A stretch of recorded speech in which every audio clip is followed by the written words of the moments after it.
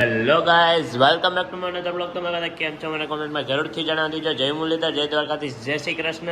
તો આજે આપણે નવો વ્લોગ લઈને આવી ગયા છીએ. અત્યાર સુધી વ્લોગ નહોતા હોતા, એના માટે હું માફી માગું છું, કેમ કે થોડુંક કામમાં પડી ગયો હતો, ઓફિસનું કામ હું એમાં પડી ગયો હતો. તો બધા અત્યારે હવે રેગ્યુલર વ્લોગ જોવા માંડજો અને આવો નવો સપોર્ટ આગળ કર્યો એવી રીતના કરતા રહીજો. તો લેટ્સ ગો. આ વ્લોગને આપણે ચાલુ કરી 5 દિનની માંડમાં રજા મળી છે, તો ફટાફટ આપણે વ્લોગ બનાવી નાખીને ડેઈલી વ્લોગ બનાવવાની કોશિશ કરીશ અને બનાવીશ પણ ટ્રાય કરીશ. જો કામનું એવું બધું આવી ગયું તો એક બી પણ ન બનાવી શકું. તો ચાલો હવે જોઈએ આગળ શું થાય. Let's go. આજે છે સોમવાર અને તારીખ તો ખબર નથી, ઘડિયાળ નથી થઈ રહી એટલે. તો તારીખ હમણાં આપણે નિર્ણય આગળ કહી. તો ચાલો અત્યારે આ વ્લોગને આપણે ચાલુ કરી. તો લેટ્સ ગો. કોમેન્ટ જરૂરથી કરી દીજો, લાઈક શેર અને સબસ્ક્રાઈબ ના કર્યો તો કરી દીજો, અને નવા હોય તો સબસ્ક્રાઈબ અને બેલ આઇકન ઓલ ઉપર સેટ કરી દીજો. તમારો નવો વ્લોગ આવે તો તમને પહેલાં ખબર પડે. અત્યારે આવી ગયો તમે મેન્યુ ઉપર ઠંડી નહીં પાછળ મળી કેમેરો કરીને દેખાડતો આખું ભૂલતી નથી ઉપર જવું તો, અને ઉપર આપણો વિડીયો સારો બને એમ કે મોટો પર લાઇટિંગ આવે એટલા માટે પાછળનો લુક દેખાડવું હોય તમને. આ છે કે અત્યારે વરસાદ વરસી રહ્યો છે અને પાણી એટલું ભરાઈ ગયું છે.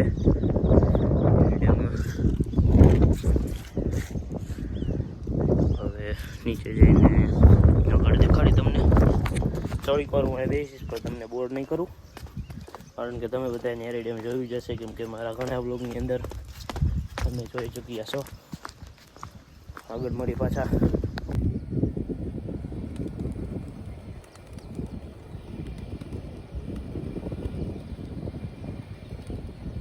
ચણા ચણ ને એવું થોડું થોડું ખાઈ લીધું છે અને હવે નીકળી ગયા છીએ ઘર બાજુ. આગળ જોઈએ હવે કી બાજુ જાય. હા, થોડો ગારો ને એવું છે તો બે આંખે સાનું મૂનું હકાલવા માંડાય, એ હાથે આંખે તો નહીં. અને આગળ હવે ઘરે જઈને અમને મળી. વિશ્વા આવી ગઈ છે અત્યારે નીચે અને ચાલો હવે ગાડી લઈને નીકળી. ગાંડો પપિંડો શું કરે છે? મીશો મીશો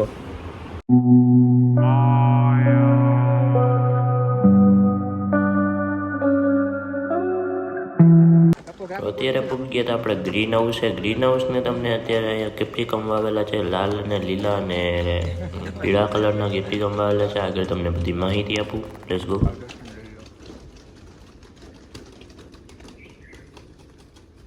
બજાર શું હોય યાદમાં દીવો કે યાદમાં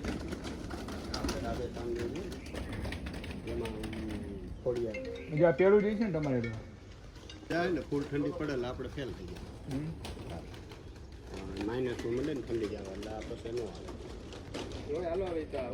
તાપમાન વધી જાય 44 જાય એ પૂરું થઈ જાય એટલે બે કઈ અમે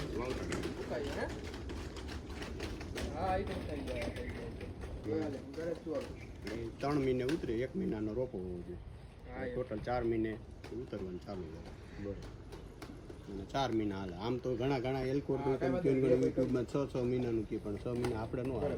આપણે તરત હવામાન બદલું, આ ઠંડી ફૂલ મળે પડવા. આપણે 4 મહિનાના ગાળા હોય. અને એ બાજુ તો ઠંડો પ્રદેશ હોય એટલે એટલો બધો વાંધો ન આવે. આપણે ઉનાળો આવે તરત દેખાય. એટલે ખુલ્લામાં હાલે, આપણે પેટમાં ઠંડી નડે. 1 મહિનો છોડ ઊભો થાય પછી 1 મહિના પછી મરચા આવવા માંડે. 3 મહિના પછી જવા દેવાના. ચોથા મહિનાથી ટૂંકમાં એ ચાલુ થવા.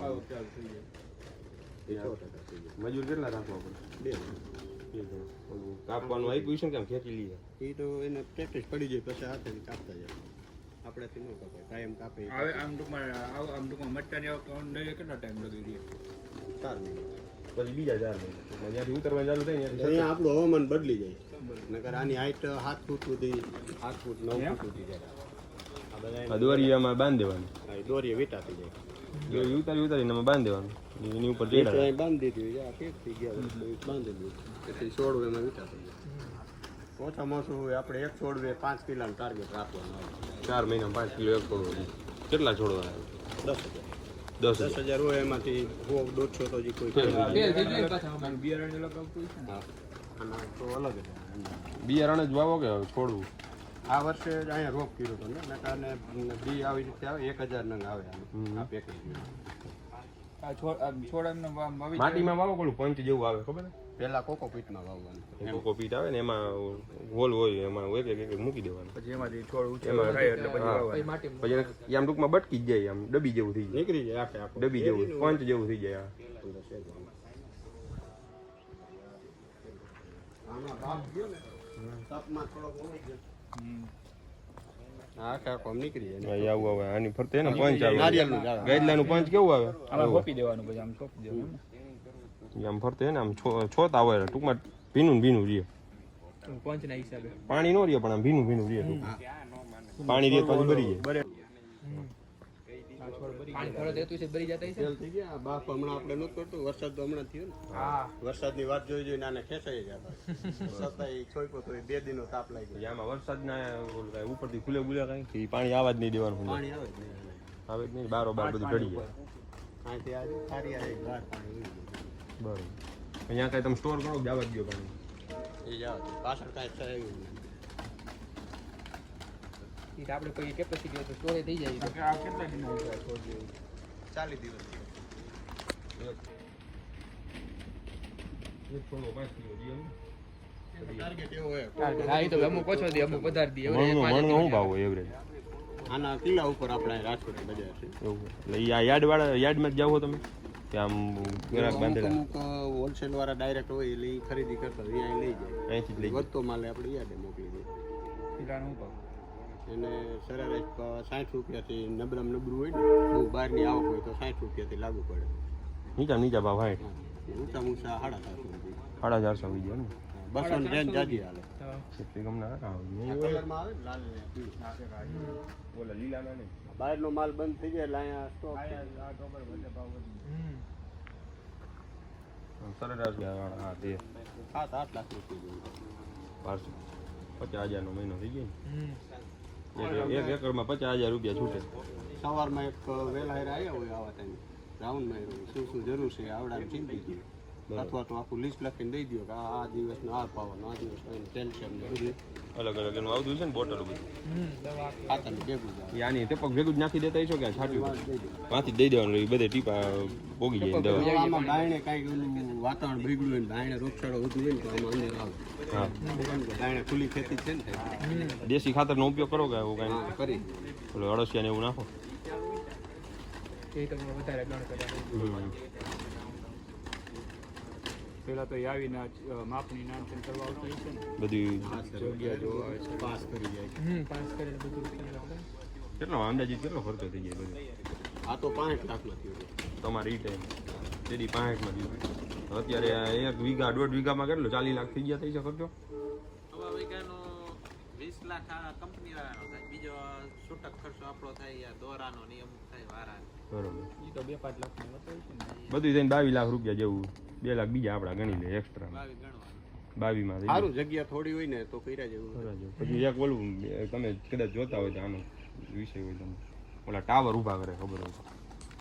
વિદેશમાં પ્લાસ્ટિકના પાઇપમાં ફરતે ફરતે ને આ કોકોપીટ વાળા ઓલા વાવ્યા હોય અને મોટર ચાલુ હોય ઉપરથી પાણી પડ્યા રાખે એના માટે એવું કરવું પડે કે જગ્યા જાજી જોઈ અને સ્પેશિયલ આપણે જેમ કોઈ પણ આપણે ઉદ્યોગ કર્યો હોય કે કારખાનામાં કે દાખલા તરીકે એવું કાંઈ હોય ને કેમ સવારથી સાંજ સુધી આપણે ઓફિસમાં બેસતા એવું બેસીને તો એ થાય સતત એમાં પાણી ચાલુ હોય ઓલી નાની મોટર હોય હેઠે મૂક્યું એનું જ પાણી આયલા રાખે એમાં અંદર કેમિકલ ને જે નાખવાનું હોય નાખી દે એમાં બધામાં શું થાય કે એમાં જે મોલ થાય ને મોલ પાછો આપણે માર્કેટમાં હાલે નહીં એવા લેટ્યુસ ને એવું કે અહીંયા રાજકોટમાં લેટ્યુસ કોઈ ખરીદે જ ના ઈ ખાતા હોય પણ આપણે ખબર ન હોય એનું ટૂંકમાં ચલાણ ઓછું હોય એમ ચાલો ઓછું હોય તો વેચાય નહીં કાલે. ઓલું ગુંદી જેવું ફુલાવર ઘણું આવે ઘણી આઈટમો બનાવી ડ્રેગન ફ્રૂટ હમણાં માર્કેટમાં આવ્યું હતું ખબર જ નહોતી. અહીંયા એવડું મોટું માર્કેટ નથી આપણે એક એક આપણે એમના મહિના દોડવા હા એટલે જોડવા સાચી વાત. એના માર્કેટ કરતા કરી ભાવ નહીં જોડે. કલમ થઈ જાય ને છોડવા. બહુ અતિ વાવાઝોડું હોય લોકોને નહીં આવે અંદર. સારું આવે આ શું કેમ કે ગેલવેને પ્યોર ગેલવેને એટલા કે કાચી આ લાગે જ નહીં. બીજા આપણા અહીંના ઈ તો તમારે લાંબુ 1-2 વર્ષમાં કાન સતત પાણીમાં ધૂળમાં રહેવાનું એટલે ગામડા ખાલી ગયેલા સાદા પતરા નાખે 2 લાખનો ખર્ચો થઈ જાય. દેવાનું કોને હવે એકવાર આટો મારી જવાનો ઉતારવા રાણી ઉતારે માણસાને માણસો રોજ ઉપર ના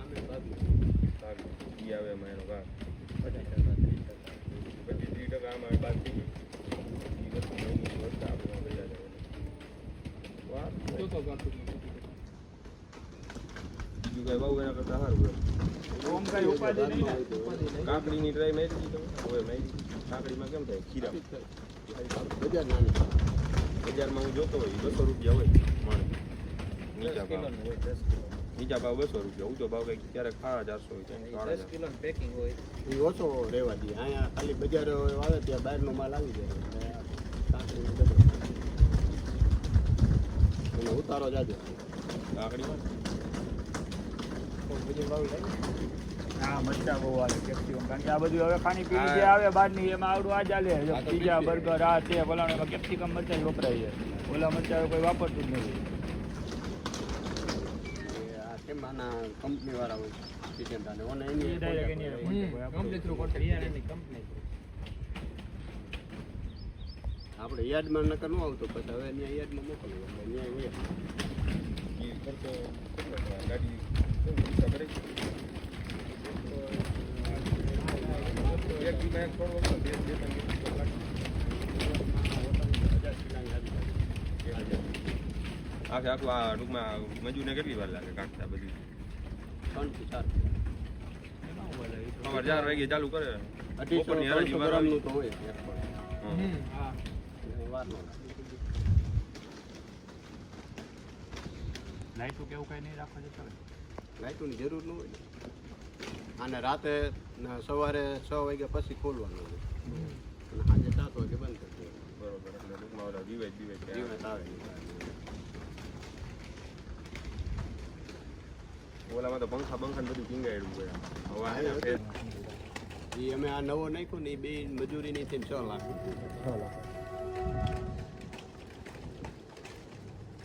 6-7 વર્ષ હાલે ટૂંકમાં બરાબર. 7 વર્ષ આરામથી હાલે. પછી કોઈ વાવાઝોડાની ઈજા હોય ને ફાટી હા જાય એ થોડું ઘણું કેમ થયું હોય. પણ અતિ વાવાઝોડું હોય ને તો નુકસાની કરે. રિપેરિંગ તો નહીં થતા હોય ને? રિપેરિંગ તો આમાં એવું હોય કે આ કાગળ એક ફીટ હોય તો આટલામાં એ ગાળો નવો નાખી દે. આખો નવું નાખવું એવું ન હોય. ફરજિયાત નહીં કાંઈ.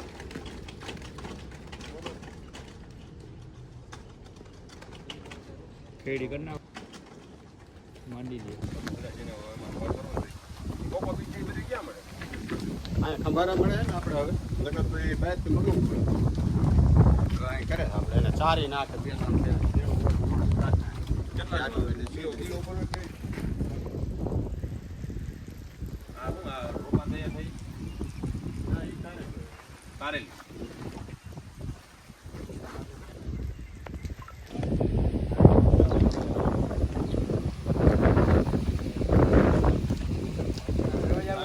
ઘરે પહોંચી ગયા છીએ, નાહી ધોઈને પાછા ફ્રેશ થઈ ગયા છીએ ને થકી પહોંચ્યા હતા, જોવા ગયા હતા. એટલે ગ્રીન હાઉસ મેં આખે લખું તમને દેખાડ્યું.